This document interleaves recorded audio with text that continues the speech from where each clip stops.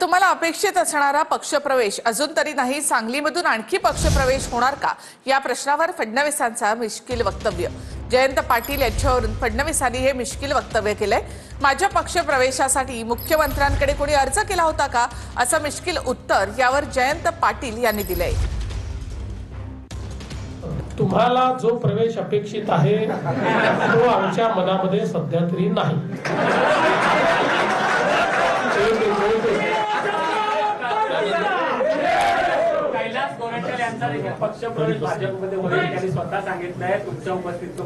असं आहे की भारतीय जनता पक्षामध्ये आमचे प्रदेशाचे जे अध्यक्ष असतात हे निर्णय करतात कोणाचा प्रवेश करायचा आहे कोणाचा प्रवेश नाही करायचा, आणि त्यांनी प्रवेश ठरवला की आम्हाला तो मान्य असतो।